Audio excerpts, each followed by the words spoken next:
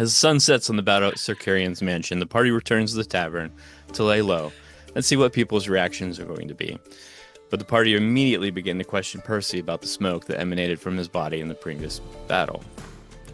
Percy finally unloads some backstory and explains the dream he had about a year after the Briarwoods took the castle. Percy defends himself, saying it was just a dream and it wasn't real. But Vax quickly points out that it definitely was not just a dream, since they all saw smoke pour out of his body. He asks Percy if he has any theories. The gunslinger says he doesn't. He's never thought about it because it doesn't matter. Scanlan asks if the last bullet, unmarked barrel, is for Percy. Percy says no, but follows with, "Would I tell you if it was?" And Vex says they don't want to lose him. Vax agrees that the people on the list are bad people, but warns about the dangers of becoming the very thing he is fighting, echoing Keyleth's warning from several episodes back about the moral implications of the group's decisions. And Grog tells Percy that if he gets out of line or loses control, they'll just bop him. They continue to plan their rebellion before going to sleep, but are awoken by attacking vampires. They decide to stay put after the battle, but will find new digs as they venture through the town the next day. And after casting Seeming in the morning, Scanlan and Vax travel to a pub asking questions, planting seeds, and getting names. The rest of the group go to the magic shop to talk with the daughter of Simon, Percy's friend, who has not been seen since taking a job with the Briarwoods. They are granted sanctuary there for the night. Then they progress to Keeper-Yennon. Percy gets reunited with Archie, the Chancellor to Percy's father, and the party talks to them about their plan to take out the other two enforcers, Duke Goran Vedmire, who was placed in charge of the Temple of Pelor, and Count Tyleri, in charge of Timber. Percy has a plan to distract everyone with a feigned attack on the Duke, as the rest of the party focuses on Count Tyleri. And as the team readies to take down the Count, Scanlan becomes the distraction in the form of a triceratops. We'll break all this down from episode 30 of Campaign 1, Stoke the Flames, on this week's episode of Vox Rewatch. Let's roll that intro footage! Hello, critters. So you finished The Legend of Vox Machina and you're craving more, right? You think, I know, I'll go watch the original campaign. Excellent idea, until you hit play on episode 1 and two things smack you in the face: the questionable sound quality and the 3 to 4 hour runtime. Yikes. Don't worry, we've got you. We're diving into the chaos so you don't have to. We'll sacrifice our ears and our evenings to bring you the recaps, highlights, and all of the behind-the-scene magic you crave. Welcome to Vox Rewatch. Because the past deserves a second look. With better audio. We're just a bunch of longtime friends and proud critters who love the chaos, the characters, and the wild ride of storytelling. Join us as we dive back into it all with lots of laughs, way too many theories, and probably some tears too. I'm Doug. I'm Connie. And I'm Eric. This podcast is part of Tabletop Tether, our nerdy little home for TTRPG content, deep dives, and unapologetic fan joy. Just so we're clear, Vox Rewatch is an unofficial fan podcast and isn't affiliated with or endorsed by Critical Role in any way. Guys, you know what every good D&D campaign needs? Triceratops? No, an intervention. No. Yes. Yes. And that is basically what this episode opens up with, is the group's intervention of going, what the fuck was that? And it is great to finally get some actual backstory for Percy, because it was like, I have a gun, things happen to me. And he didn't really go into a lot of detail in the past, but there are always these moments of like, he could. No, he didn't. Okay, no big deal. We'll let it slide. Eventually we'll get it. And here it is, all at once. All at once. Oh my God. It's a lot. Yeah. And I love how, I think up until he said this, Percy had convinced himself that it was just a dream. It wasn't real. Or that's what he deluded himself into believing, that he didn't make a dark deal for revenge with. Is that Is that the name? What, did we get the name in this episode though? We did not get the Spoilers. name. I'll bleep my name. I'll bleep it. Don't worry. I don't think. Hold on. And I guess that was the reaction that Percy had after shooting Sir Carrion, of instantly like scratching the name as if that would be enough to remove himself from this thing, because he realized, oh, this is real. Like something about this was deeper than he realized, or more than he thought. Yeah. And now he has to try to remove himself from it, and he just can't. I mean, guys, it's no big deal. I had something in a dream that offered me a means for revenge as long as I paid it with the souls of the people I killed. Yeah. It's fine. They're gonna die anyway. It's fine. Is this the episode where Sam, or maybe Scanlan, asks Percy or Taliesin if the empty barrel is for himself? Yes, Yes. it's Vex that asks That's him. what Scanlan actually did. Oh, I thought it was Vex asked him. But Vex started That's the what- line of questioning, but Scanlan said... Scanlan was actually the one that asked him if that was his bullet. And he says so nonchalantly, no. And just kind of passes it off. And I'm like, well played, sir. Yes. Yeah. I'm surprised Sam didn't ask for a deception check. Yeah. Yeah. Because he goes through each barrel with that one left. I think we all know. But like, here's the thing, like, he wouldn't have told them. No. But he kind of in a roundabout way sort of did. Because as he's talking about, like, he's starting to lose like trust in himself with this level of corruption and this smoke monster thing kind of taking control of him, that if he gets out of line, like, do what needs to be done and take me out. Yeah. Which is a wild thing to say. Yeah. Because he realizes he's only there for vengeance. Well, didn't they ask him what happens after this? And he had the realization of like, I never thought of an after. I never thought of what could be after vengeance, of what I would do with all of this. And that's when he starts going on the like, I've killed so many people. And the captain of the ship he was on was talking about, if you start down this path, it'll never end. And so that was Percy's implied ending, I guess. Uh-huh. And to be fair, though, he didn't really have a reason. He didn't. But towards the end of this episode, he gets a reason. And we'll get there. Yeah, but it's Yeah, so episode 35 is the first time we hear the name. Okay. The name. I'll bleep it again, don't worry. It's fine, guys. What if I just go...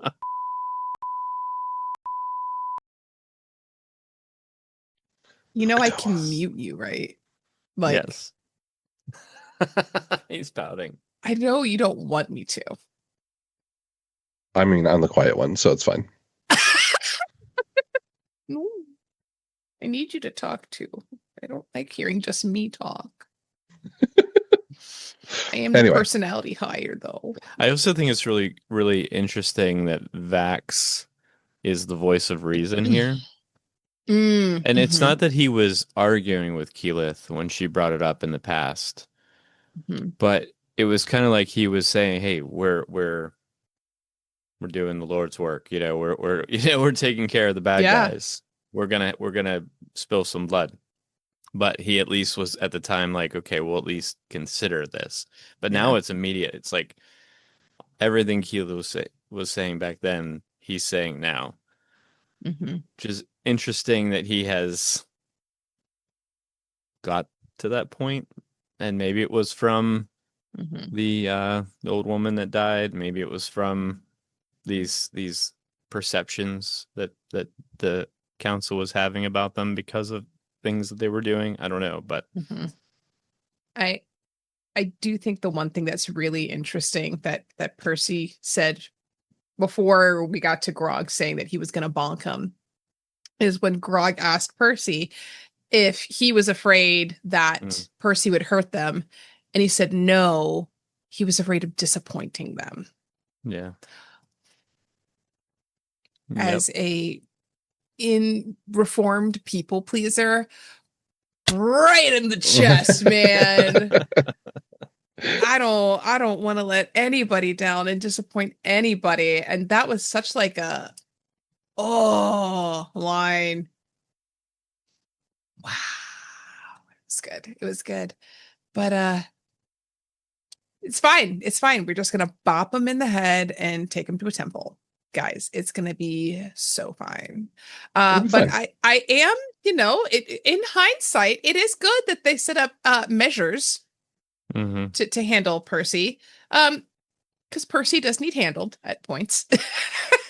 Yeah. A little bit. Just a little bit. Don't worry about his weapons. It's fine. It's fine. It's fine.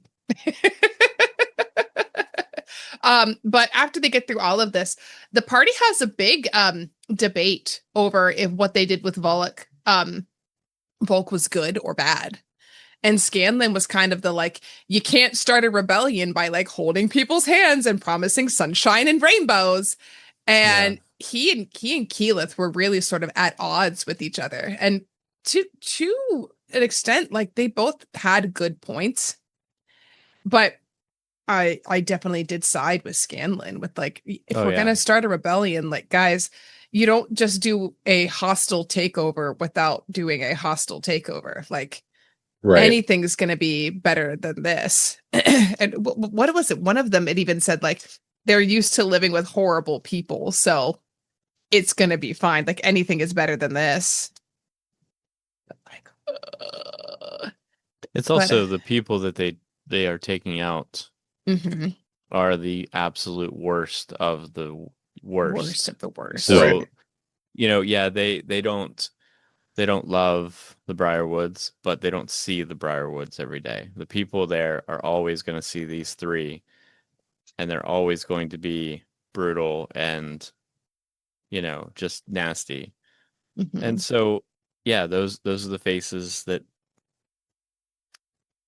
need to be removed from view in order to give these people the confidence, I guess, to continue and fight. Because if they have to go up against these guys, they're not going to do it. Right. Because of the fear's there. They've already instilled the fear. So yeah. Agreed. But we do get a little bit of character development at the end of that scene with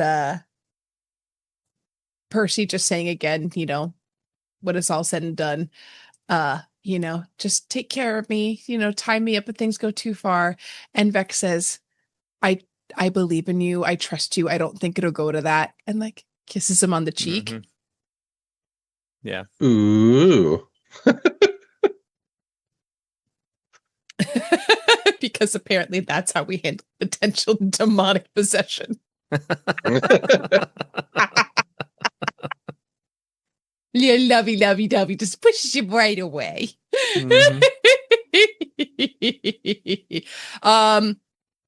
So then they realize like it's late, like they need to sleep. It's been a long day. And they decide to sleep by the sentry, right? Like Keela puts up her hallucinatory terrain. Nobody's going to find them. They even debate if they need a watch. Who needs a watch? It's fine. Meanwhile, Matt's asking for DCs on things. And you never know if it's was he just asking this to make us panic? Because like I love doing that sometimes. What's the DC on that again? What does this do? What's your passive perception? Okay, that's fine. And first watch. It's who are the awake ones? It's Vex and Grog. Yeah. And I love that Grog is like, it's fog, guys. Just shut up. It's fog. No big deal. Yeah. And rolls a nature check to determine. It was, in fact, a big deal. Yeah. Yeah, they get attacked. It is one of my favorite things to do as a DM is when everybody thinks they're going to have a long rest and they don't get it. So my players are now conditioned to not reset their sheets until we complete the entire long rest, not just when they go to sleep. Which is just a good habit to do. You don't Yeah. long rest until your DM says you can long rest. But and I love that like they're going through this, they're having this surprise round, and someone's like, okay, well, when do we wake up? And like, somebody's got to make a noise loud enough to wake up. And Vex's like, get your asses up, everybody! Like, but it's vampires, in case anybody was curious. It is vampires. It's, I overall in this entire arc, I'm a little disappointed in the number of vampires that they end up fighting. Or should it be the higher lack. or lower? Yeah, should be higher. Should be higher. I feel like if you have this resource, if you can create vampires and have this resource of potential enemies, you're going to use it. You know what I mean? Yeah, but you also need cattle. I'm curious if the stipulations for turning into a vampire are the same in all of D&D lore, or if the stipulations are different in Ravenloft, because there are stipulations and things that have to be met in order for you to turn into an actual vampire and not a vampire spawn. A vampire spawn can't really control themselves, and they have to do the bidding of whomever turned them. Versus if you become a full vampire, there are certain conditions that have to be met. This is spoilers for Curse of Strahd, guys. I don't think any of you plan on becoming vampires, so I think we're okay. But one of my party members, you do? I mean, you became a lich already. If you start the game as a vampire, I think that's so you have to. We'll talk about how Strahd became a vampire. Is he killed his brother and then was killed by somebody after that fact. So you have to kill somebody that loves you. And then you have to be killed in anger by somebody after that. And then you meet all of the things in order to receive the dark blessing of becoming a vampire. So there are big criteria that have to be met. And I am curious if those criteria are why we don't see as many vampires in. Maybe. Even vampire spawn, though. Like, I guess, is that just the, they're feral, the bite? Mostly. Well, it's a bite, and then you... Do I have my monster manual here?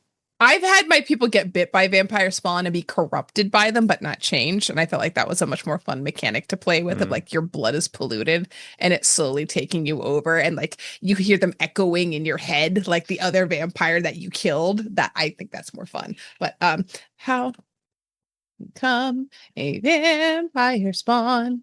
For dummies.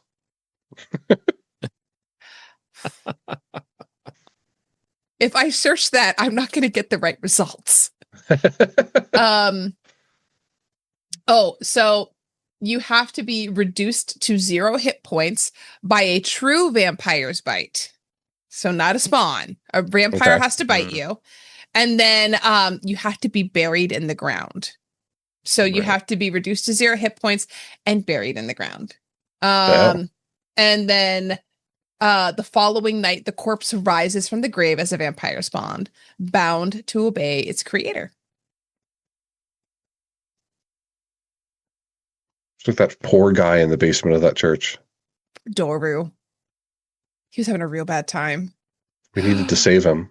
Oh my God. I don't have I have audio files now that sound like a person in the basement going, I'm so hungry. And then I got to play, one of my other friends gave it to me and I got to play it for the group. And they were, yeah, guys, I have a soundboard now that I play with. That's cool. It's really fun. That's fun. The best was last session. One of the players was talking to a raven that was really upset, and I just play the noise over and over again, and it would like like over and over, and like to show that it was getting upset and they were losing it, because at first it was like just talking, and they're like, I don't have to speak with animals, and it was really fun. I don't just use it to do that. I do other things with my soundboard too, I promise. I did have a lot of fun. Wait, do I have Kenku up? Oh wait, no, I can do it in here. Anyway. I can do that. Do I have it? My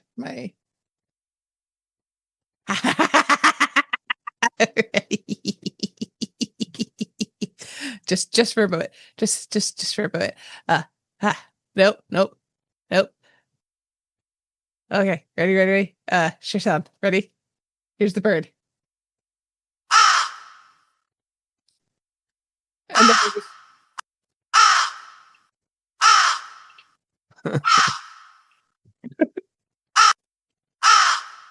so that was my fun. Sorry. Anyway, that was a tangent. I'll stop. But I had fun. Spamming that, and my players laughed. So it was good. I'm not allowed to have coffee anymore. All right, back to the show. They fight vampires. Mm-hmm. But Scanlan Vex wakes tries up. to throw. Oh, go ahead. I was gonna say, Scanlan wakes up. By and peas? Listen. Scanlan is a little rough these beginning episodes. Does some things that are a little questionable, but don't worry, guys. He's double fisting. he is. There's a wand of magic missiles in one hand, and he's got a wand in the other. Magic missile in the other.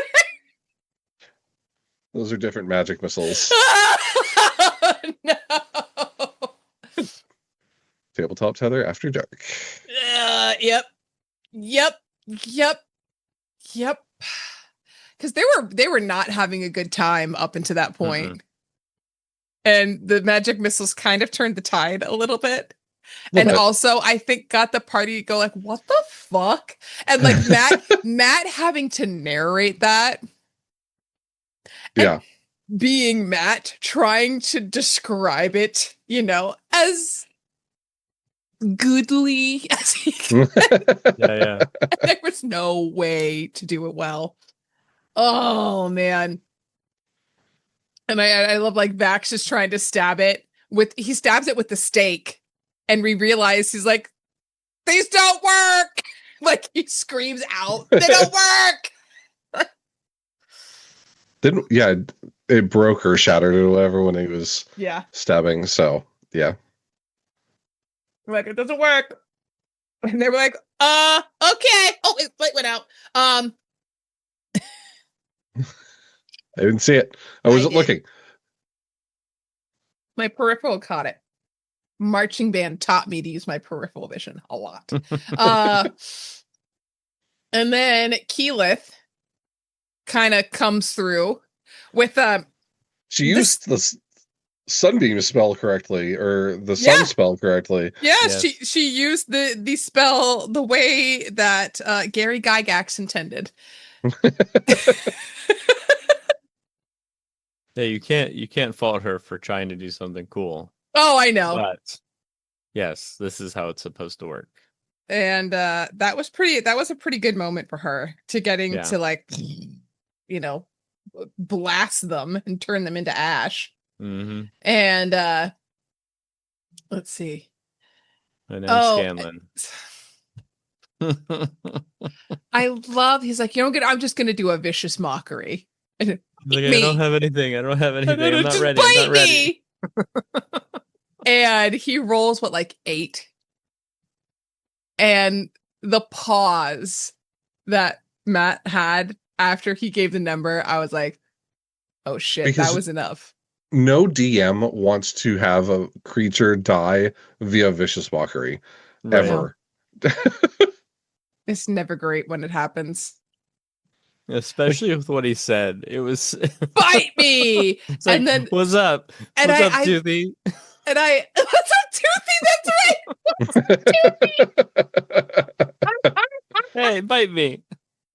Oh, and the way that Matt describes it of like he's still holding on to himself and he's weak and they're vulnerable to running water and you're kind of like waters at this point. Yeah. Is that what does it? Is it your words? You don't know. And Scanlan again gets the kill. Yeah.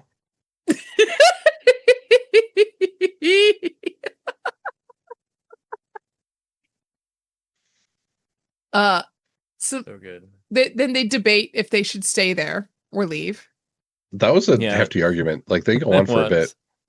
And the coin toss. I know. Said they should leave, and then they end up staying. Yep. You're right. They stay the rest of the night, uneventful, and decide they need to get a new place. And so they decide that what do they need to do? They need to they split the party. Yeah. Well, before they even do that, Percival gets a little more corrupted. He does. Yes. We see the corruption mechanic again. And Matt describing now that when you go to kill something, you go to torture first. And I love that they were just talking about, all right, hold me down, don't let me do this. And it's like, oh, no, this is what you're doing first. And I love that they're like, oh, that's really cool. Oh, but that's so bad, but that's really cool. And the dice are telling a story because he's the only one that failed. Yeah. But the one thing we forgot to take note of that I'd mentioned last episode is Vax and Keyleth offered to take watch together. And a certain Vexalia was like, I don't trust them, quote unquote. You are not watching. No, you are not watching them together. And so they had a chaperone. She was very insistent. Keyleth, you need to get some sleep. Yeah, Keyleth. And then what was it? He's like, oh, look, it's a gathering of all the half-elves. Yeah. Yeah, she is not into the idea of them being together, which is really funny because she's starting to fall for Percy and he's not giving her a hard time for it. Mm-mm. I think Vax / Liam is oblivious at the moment. Yeah. I think it becomes clear later, but okay. Yeah. Okay, we can get that. But we do split the party. We do, and we haven't talked about this. My favorite running bit throughout this whole thing is I'm a little boy. Yes. The whole seeming I'm just a little boy and Vex's old crazy lady. eye. Yeah, crazy eye old lady. And then this time with Vax being the overbearing father. Yeah, overbearing father. But Papa. Drunk, abusive father, you mean? Abusive father. Very, very abusive. And drunk. Oh, it's bad. It's so funny, but it's so bad of this just running. But I'm just a little boy. And yeah, you're right, because Sam says all this stuff. But guys, but I'm just a little boy. I'm just a little boy. I'm just a wee boy. But they go to the alcove, right? That's the magic shop. Yeah. Yes. They meet Percy's looking for Simon. Mm-hmm. But meets Jordana. His daughter, I believe. Yep. And he was taken away like 6 months ago for a special project. Yeah. We all know what that project is. Huh? He's still enchanting. I'm sure he's, doing great. Has a great 401k. I'm sure the benefits are awesome. You got Doug almost. Almost. That is one of my favorite things in running the Lost Mines of Fendelver when the people talk to the goblins where you do got great benefits, guys. Nobody else wants to hire us. Fantasy racism over here. Can you offer me benefits? Can you offer me a 2-week vacation package?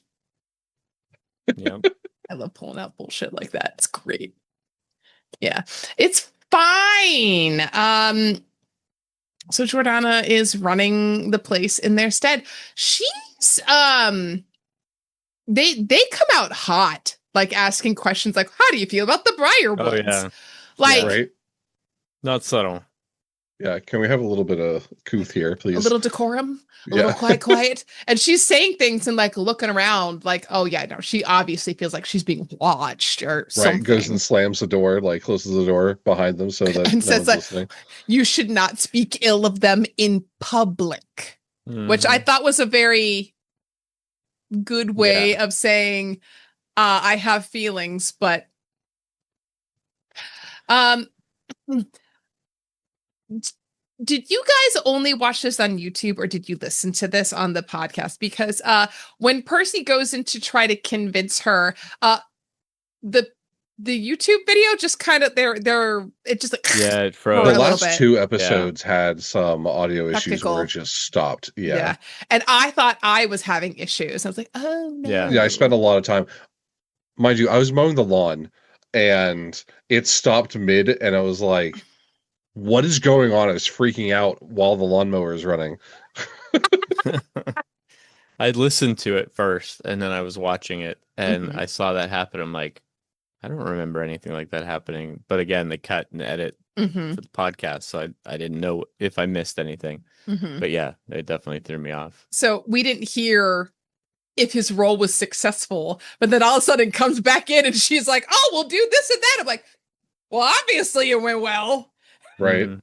But he reveals himself to be Percy. Because she's like, the Derolos are dead. They've been dead for 5 years. And like she's going on like, who are you to say that? And he starts talking about Percy in the third person of like the Derolos will do this and Percy is coming. And we get a funny bit from the party when the whole party is like, why don't you just pull out your name? And Yeah. we get every person at the table all getting his name wrong. It starts out with Travis intentionally saying it's just Percy Von Muscle Musel Gwiggle, like going on, and then each person at the table trying to get it right and failing. And like meanwhile, Marisha's like over like trying, like she's trying to put it together.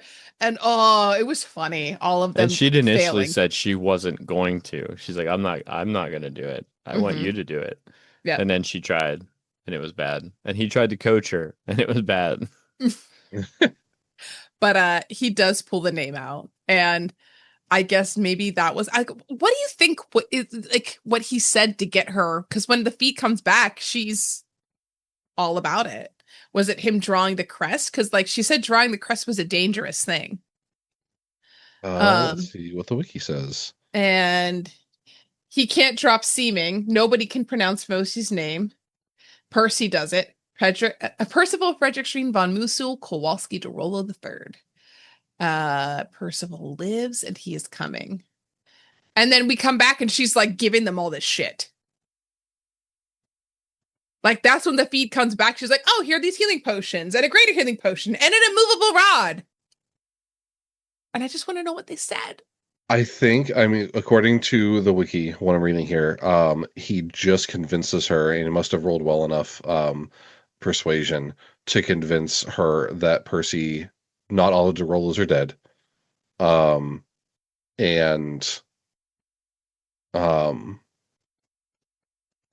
Yeah, just knowing his full name was enough to convince her. And just said that Percy was a good friend of Simon's and does give him the full name. So, And he is coming. So and it he's didn't coming. didn't Yes. say he was, but Mm. implied only one person would know that name. Mm-hmm. And gives them the immovable rod, which is something that will be used a lot in later arcs. I keep thinking For a certain procedure. Mhm. Well, they were questioning where the other rod was. And they're like, The "Oh, wait, Tiberius has the it." what did Mercer call The it? sneaky Uh, the the rod of holding, I think she said first, and then Matt Yes. yeah. said the immovable rod. She's yeah, the movable rod, removable rod. I don't know how, but they were trying to figure out. Tiberius had it. They Mm-hmm. barely used it, Mm-hmm. but you know where it is? Anybody else remember where it is currently? Is it in the Underdark? It is stuck above the dome where they use the rope to get Oh, down to the bottom of they never grabbed it. the Mm-hmm. temple where the brain and the illithids were. They never, because everybody slid down the rope or were on the Yep. flying carpet. Huh. So it's still hanging out there with a rope attached to it. Just forever. They can go back and get it. I'm sure the illithids haven't, I'm sure that would be a Floated up great to it time for to them. Yeah. figure out why. Be a great time to go back to Craghammer, guys. No worries. Mm-hmm. No worries. But yeah, she gives them the movable rod, healing potions, greater healing potions, and they convince her that this is where they're gonna sleep. And oh wow, we Yeah. have 2 more people coming. Right. Yes. But one's just a child, so you One's won't just even a notice. child. It's fine. And she tells them to go talk to Keeper Yenin. Yes. Um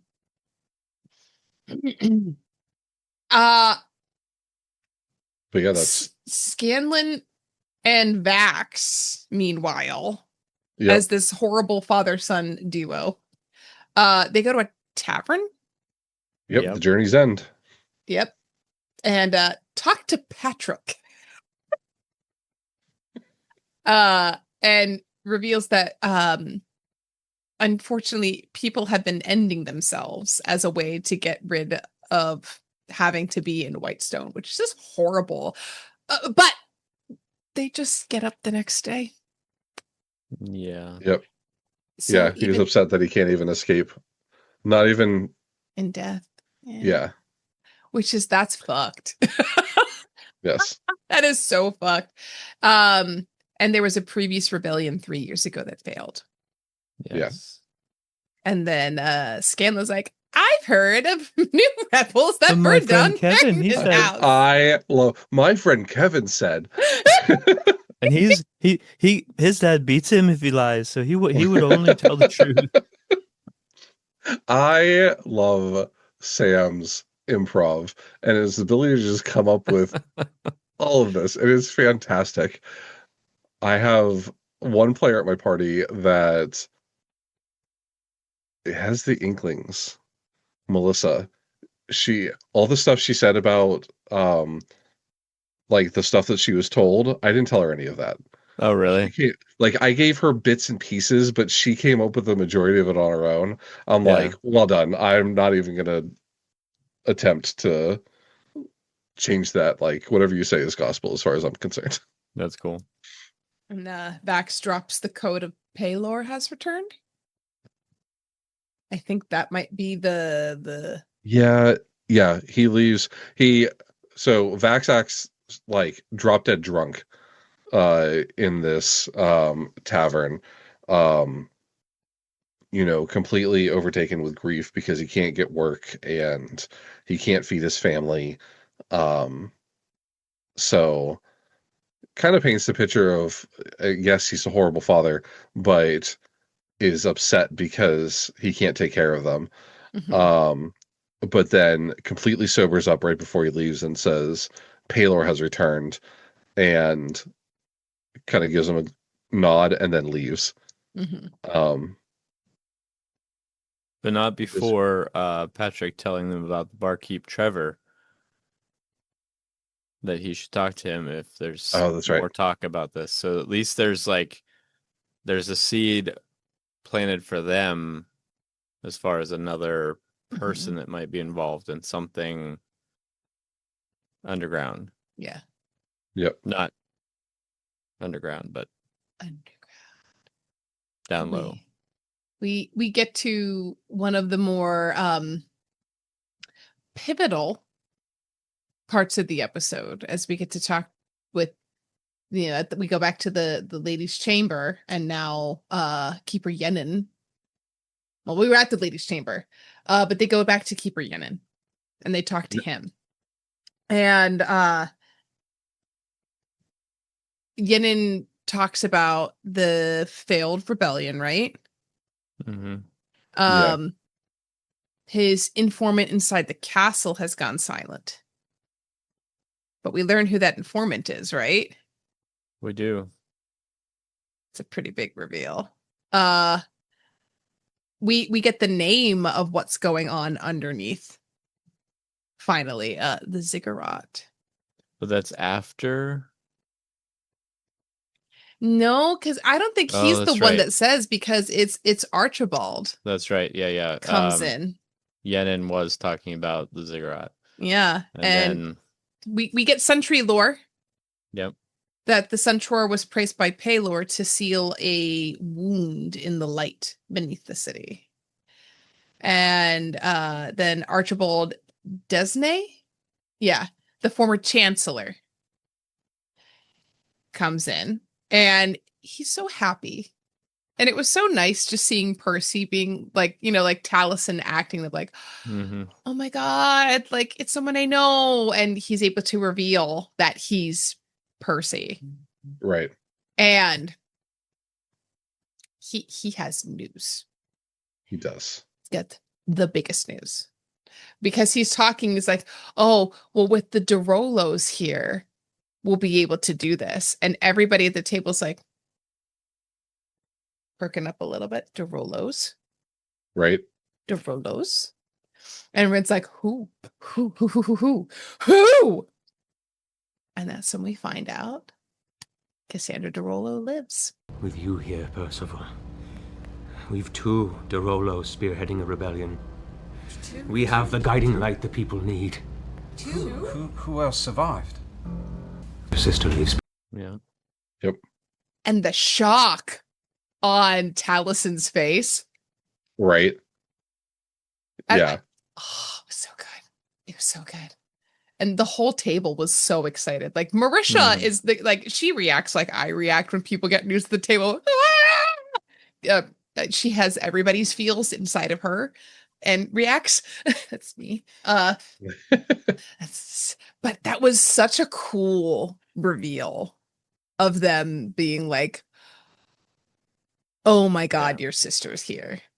Yeah. And then instantly he's like, well, now I have to keep her safe. Right. What a pivot that Talison's like, we're here on this everything. suicide mission. We're just going to do this. I'm just going to kill her. Oh, that would put my sister in danger. Yep. Whoops. Yeah. Whoops. If you're watching this or you're hearing us and we're talking about Archibald or Archie, the Legend of Vox Machina changed his character up a bit. In the show, he is a chef in the kitchen. That's right. But he, much older individual in the campaign,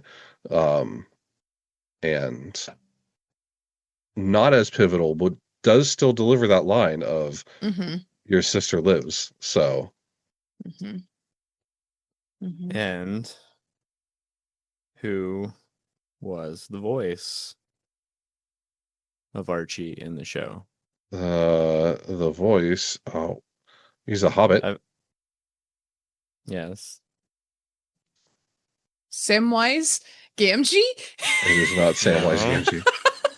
Dominic Monaghan. Monahan, yes.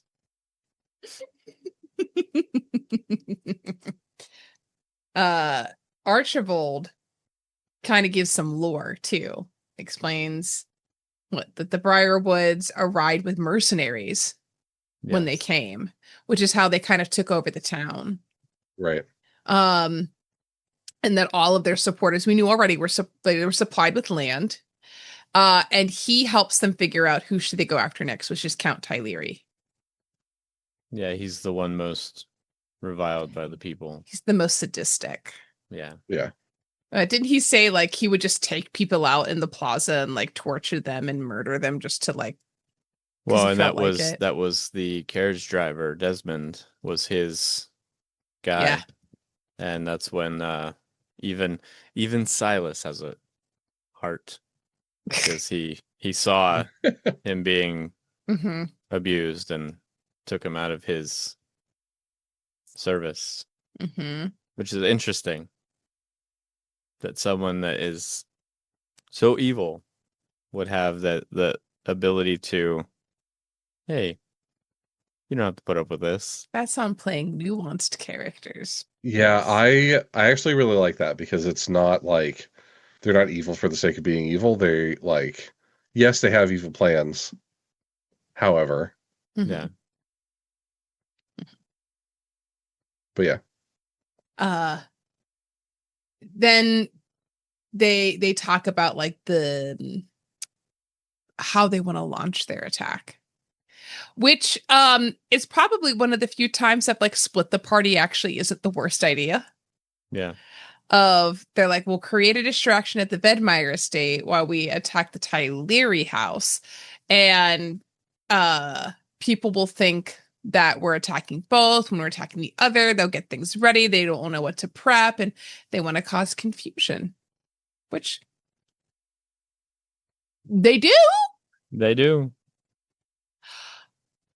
I think it's crazy this was not an even split though. Yes, they split the party, but it is a 90-10 situation. It's because Scanlan's like, guys, I've got this. And I feel like they have such a well-placed, but also overplaced confidence in Scanlan of like, guys, he's got Dimension Door. He can get out. He can go invisible. He has all these things that he can do, but they forget that it's fucking Sam Riegel running him. And Right. so Mr. Push My Luck, how far can I go is the one that's causing the distraction. I can't wait to talk about the next episode because it is. He keeps looking at the group saying, I can do this, right? I got time. It's kind of that this. Mr. Incredible moment. Mhm. Like, I got time. I got time. I could do this.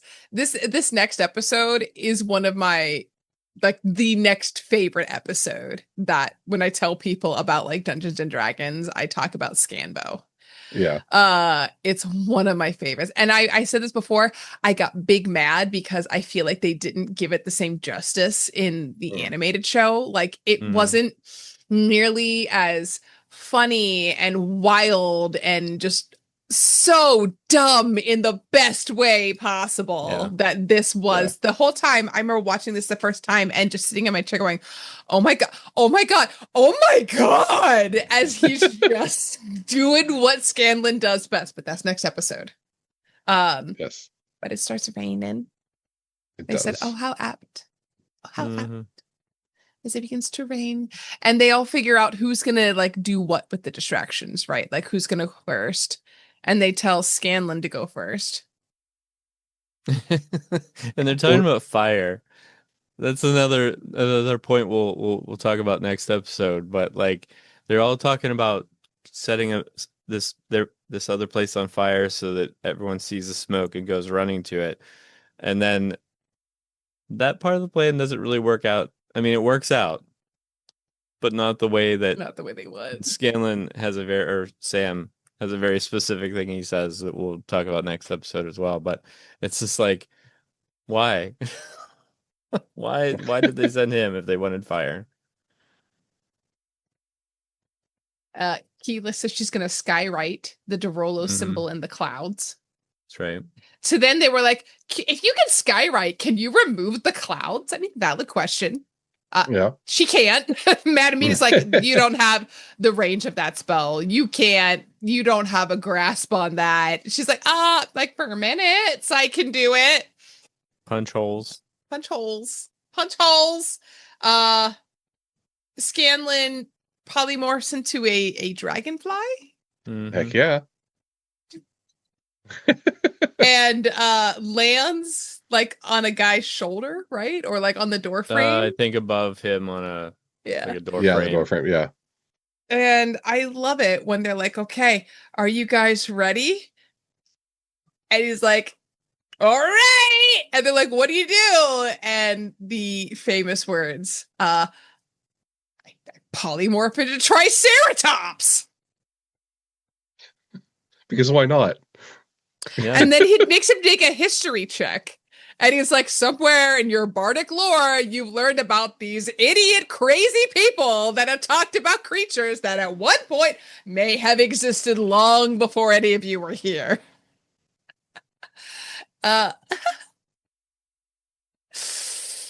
great. Yeah. He does. Unfortunately, we don't see any more of that, really. We get a preview.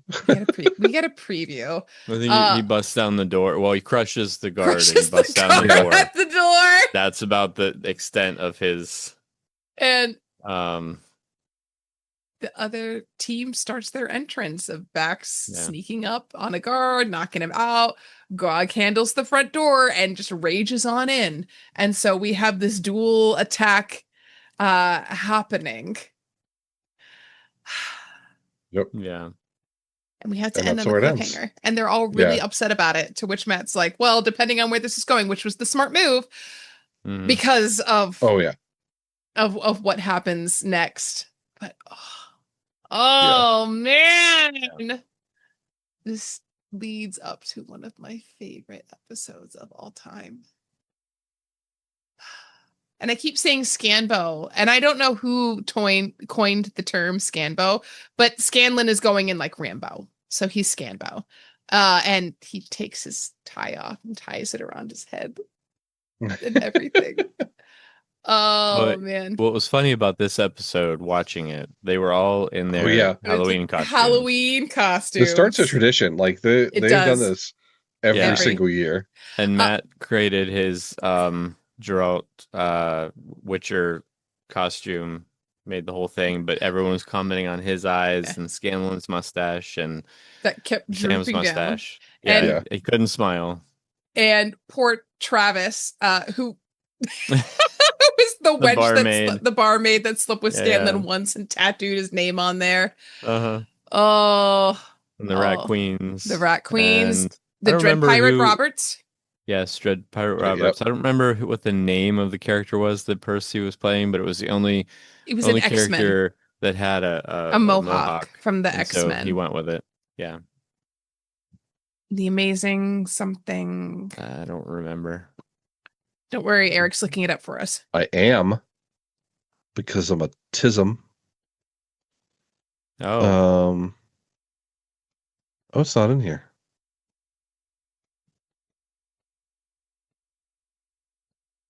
Huh. Oh wait, here we go. Taliesin dressed as Quentin Quire, aka Kid Omega. Kid Omega. Oh, there it is. I do love at the beginning of the episode when they're talking, Sam yells to, I don't remember who he says this to, who is probably, you look at me when I'm talking to you. You look at me. Yeah, I don't know why you can't look at me. Yeah, at the beginning of this episode, they were a mess because they're like, I can't take you seriously. And guys, just wait until, is it the next Halloween episode? The next one, they dress up as characters from the show, and I think that's when he comes as Victor. Yes, and I think that's the one where everyone's like, no. No, I can't do it. Learn from my mistakes! You do a good Victor. I do unhinged well. It's kind of my forte. Oh, man. I was low-key bummed that we didn't get to watch more. I really want to watch more. I will watch more when I'm not on jury duty. Guilty. No, you have to, in the middle, you have to be, objection! Objection, yes. I have to, just once, for Sam Riegel. Objection! Yes. I know I can't. I probably shouldn't do that. I don't want to throw the case out. What would happen? I'm just... You're going to see me on the news, guys, for all the wrong reasons. That's fantastic. Hey, I mean, that'll get us some clickbait.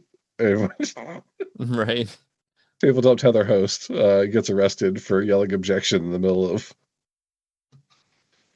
Do it. Do it for the views, Connie. Claims she was Ace Attorney fan. People don't understand who Ace Attorney is. Right? When was the last time a game came out for that? For now, that's it. It is. Yes. Except it's not, though, because the fans can get more different places. Where can they get more, Eric? Where are the places that are different? I was going to ask you, since we asked Doug last time. Shit! Let's go! Tabletop Tether! Where all your tables are tethered to their tops. You can find us on Instagram. You can find us on TikTok, on YouTube, on Spotify, on Blue Sky, on X, on Facebook, and everywhere else on the interwebs. Better than mine, for sure. You're doing it from now on because I can't top that. But you did, you said that, and it made me immediately think that we need a parody account called Table Bottom Tether. No, table. What? Not what's the opposite of tethered? Table bottom unchained. Unchained. Yeah. Are bottoms ever unchained? That's the topic for Tabletop After Dark. Yes. Premiering. Don't Google it. Connie, stop it. Don't Google anything. What October 2027. Table bottom unbound. Unbound. Oh, that's even better. So should it be chair bottom unbound? Is that Chair bottom unbound? You've heard it here, folks. Chair is not the opposite of table, though. No. Is there an opposite to the table? One of these days, I will tell you the tale of the table. It's a good tale. Okay. A tale of the tabletop. Yeah. From Doug, who's Shout out to- Eric and Connie, who's a lot. Shout out to the Bureau. Connie, who's a lot. Like the Federal Bureau? No, not the federal. I was The gonna say, unofficial Bureau. If I We're stuck had on government after me with my jury duty I today, have a guys. I have a thing to like. They know who they are if they're watching. It sounds like a threat. Right. I know people. That's all I could say. All right. So I got a guy. Before we're held in contempt, we're gonna Find us go next week for episode 31. Which is Gunpowder Plot. Gunpowder. oh yeah, Gunpowder Plot. I'm like, where did it go? I couldn't find it. All right. You're all dismissed.